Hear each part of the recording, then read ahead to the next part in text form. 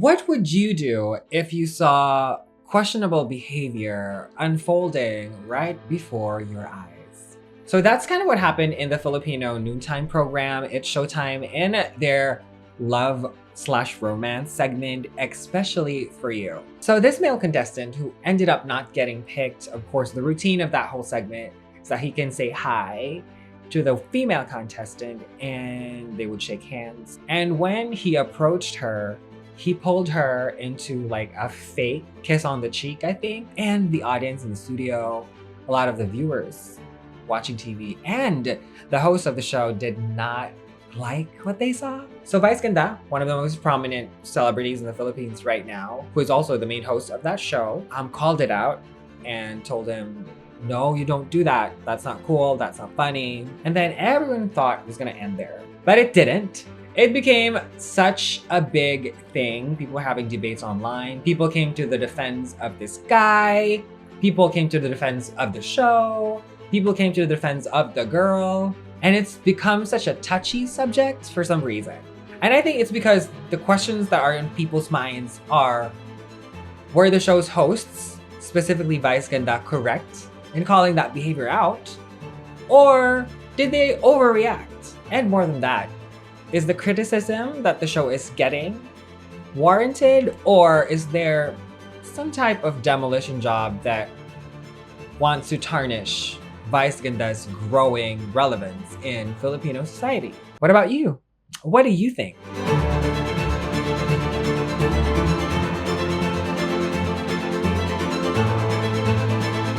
So every time that there are like mistakes or things that happen on TV, especially because like noontime television in the Philippines is always live, things will get called out. Sometimes hosts make mistakes, sometimes contestants, sometimes guests take missteps, and it will be corrected. And usually none of it is really a big deal. So it's very interesting that this particular issue is something that lit the social media world on fire, and everyone just keeps talking about it. I don't think there's a need for us to break down what really happened in this video because everyone pretty much knows what happened. So what I really want to talk about is the reaction of the people and why I think it's specifically Vice Ganda's stature that is triggering people to react this way. Because here's the thing, do we think that people's reaction to Vice Ganda is warranted, or does Vice Ganda's queerness factor in to this overreaction?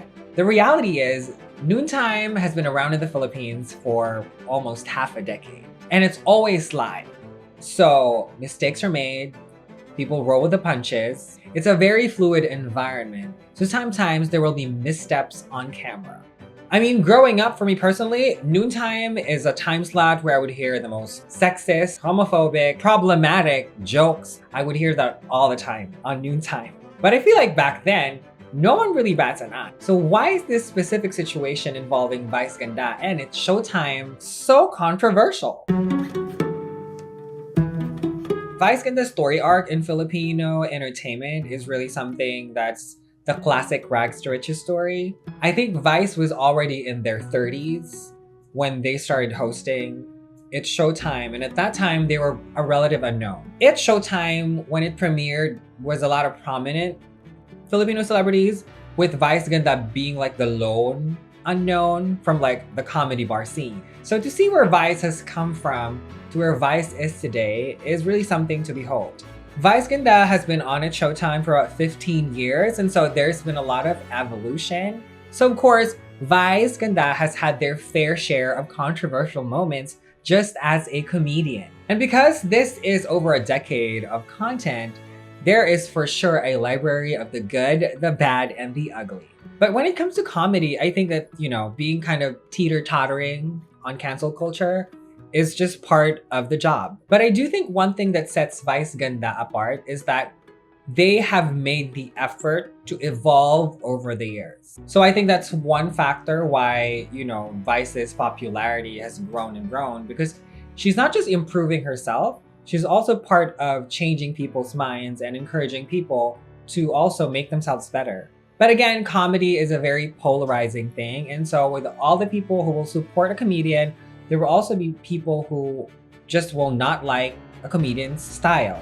I'll be the first to admit, Vice Ganda's early years, oh my gosh, I hated that bitch. It's because the jokes were punching down. They're all about like making other people feel small, body shaming. But as I've said, I watch a lot of Noontime, and over the years, I have seen the effort that Vice Ganda has made to listen to the audience and listen to the people. So now that we know that hosts, comedians, celebrities are not perfect people, that they will have their good moments and their bad moments, why is this particular issue riling people up? So in terms of what the Noontime landscape looks like right now and Vice Ganda's trajectory, I can think of several reasons why I think that people are a lot more invested in this issue like never before.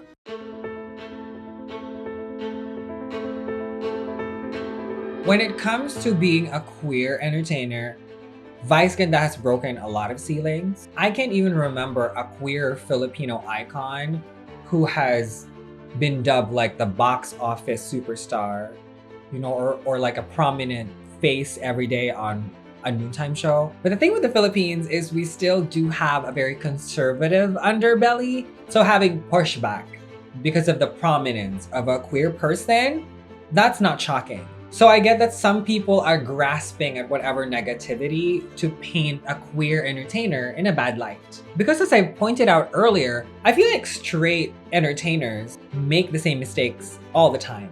And I feel like no one really talks about them as much as they do with this issue. So I do wonder why.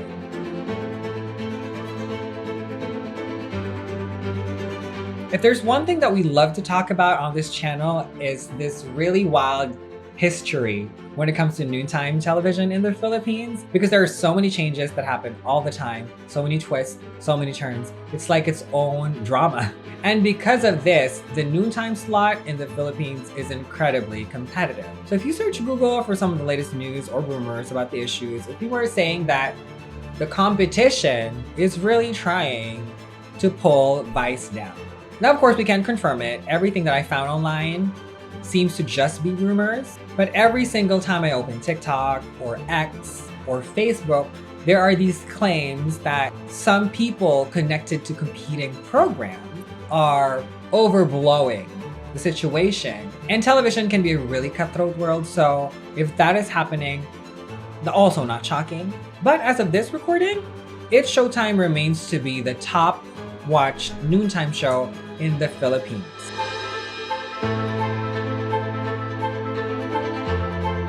So we already talked about Vice's evolution, and in 2022, I believe that Vice Ganda made this biggest move in her career. Vice Ganda openly endorsed a politician running for president.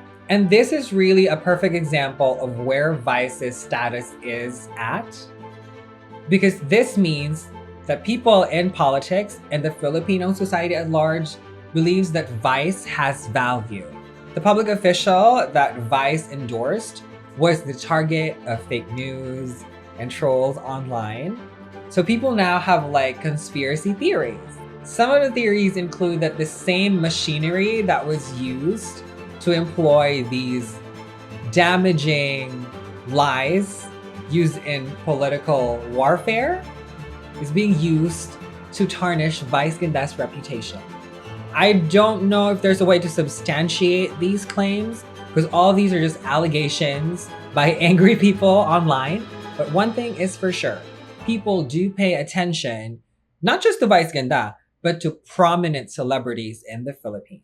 Honestly, a lot of people have a lot of fun, spend a lot of time speculating. I honestly, personally think that this is just something blown out of proportion. I mean, it's important to take that situation very, very seriously for one. But I think that if as a society, we're spending too much energy on debating who's wrong or who's right, I think it's a waste of energy. Because for me, I would rather overreact when I see behavior that I think could potentially damage someone. Because my biggest fear is to regret not speaking up in the moment. Because if I make a mistake misreading the situation, I can always apologize. The reason why I want to talk about this during Pride Month is because it's really still very important for queer people to protect our space Because the truth is, there are people out there who exist to really prevent our progress. So my last thing is that we should learn where to focus our energy, and we should continue to have conversations about topics that really, really matter. But what about you, popcorns? What do you think? Were people overreacting? Is Vice Ganda in the wrong? Is that male contestant in the wrong? If you have thoughts, let us know in the comments below. But most importantly, do not forget to subscribe to SISNE Pop for more Filipino pop culture content. Ganon.